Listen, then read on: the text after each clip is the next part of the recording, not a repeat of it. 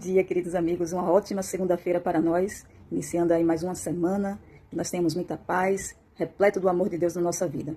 Capítulo 4 de Hebreus, ele encerrou nos mostrando que nós temos um sumo sacerdote que é capaz de se compadecer do nosso sofrimento, das nossas angústias, e que nós devemos nos achegar a ele com confiança.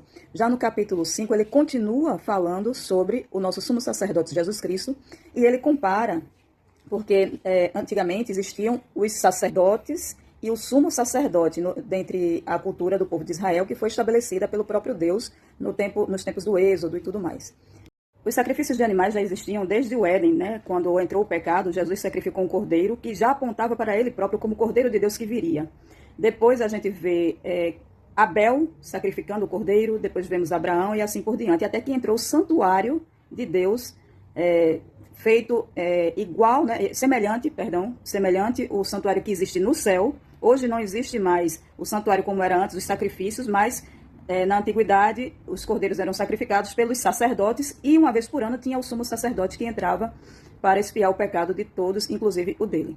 Esses rituais de sacrifício de animais, como dito antes, já representavam o sacrifício que o próprio Cristo faria quando ele viesse. E assim foi. Quando houve esse sacrifício do próprio Jesus Cristo, então foi abolida as leis de sacrifícios de animais e outras leis que existiam naquela época, que eram apenas para apontar, para educar o povo, era a didática usada por Deus para que o povo entendesse que haveria o Messias. Porém, quando foi produzido o santuário na terra, semelhante ao santuário celeste, dado pelo próprio Deus a planta para que Moisés executasse ainda no deserto, e eram feitos com tenda, como se fossem tendas, né? E depois, posteriormente, foi construído o templo de Israel por Salomão, e assim por diante, depois foi reconstruído.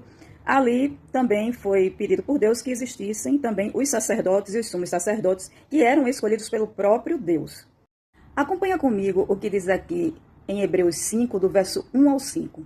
Cada sumo sacerdote sendo escolhido dentre os homens é constituído nas coisas relacionadas com Deus a favor dos homens, para oferecer dons e sacrifícios pelos pecados. Isso ainda existia, esses sacrifícios, nesse tempo que foi escrito o livro de Hebreus, tá? Continuando. Ele é capaz de se compadecer dos ignorantes e dos que se desviam do caminho, pois também ele mesmo está rodeado de fraquezas. Está falando aqui sobre os sacerdotes humanos. 3. Por essa razão deve oferecer sacrifícios pelos pecados, tanto do povo quanto de si próprio. E ninguém toma esta honra para si mesmo, a não ser quando chamado por Deus, como aconteceu com Arão. Assim também, Cristo não glorificou a si mesmo para se tornar sumo sacerdote, mas quem o glorificou foi aquele que lhe disse: Você é meu filho, hoje eu gerei você. Verso 6. Em outro lugar também diz: Você é sacerdote para sempre, segundo a ordem de Melquisedeque. Esse capítulo 5 mostra tanto a superioridade quanto a humanidade de Jesus Cristo. Acompanha aqui também o verso 7 em diante. Ele, Jesus, nos dias de sua carne, tendo oferecido com forte clamor e lágrimas, orações e súplicas a quem o podia livrar da morte, foi ouvido por causa da sua reverência. Embora fosse filho, aprendeu a obediência pelas coisas que sofreu, e tendo sido aperfeiçoado, tornou-se o autor da salvação eterna, para todos os que lhe obedecem, Deus o nomeou sumo sacerdote à ordem de Melquisedeque. Também no capítulo 5 de Hebreus, o autor faz um protesto, né? uma exortação, chama a atenção daqueles que têm preguiça de ouvir. Ele diz que, passado o tempo, as pessoas pareciam, né, não estar evoluindo na fé. Como acontece hoje em dia, muitos têm preguiça de estudar, de orar, de ter tempo com Deus, de ter intimidade, desenvolver intimidade com Deus. Se você não tem tempo para Deus hoje, como é que você quer passar uma eternidade na companhia dele? Pense sobre isso. Ele fala ainda que é como se essas pessoas, como se fossem crianças, bebês que ainda tomam leite. Ora, quem toma leite tem um alimento para aquela sua fase de início, mas à medida que cresce, precisa de alimento mais sólido. E se você não está buscando um alimento sólido, como é que você vai desenvolver a sua fé? Acompanhe o verso 14, que diz assim: Mas o alimento sólido é para os adultos, para aqueles que pela prática, olha aí essa palavra, isso é muito importante, palavra-chave, prática.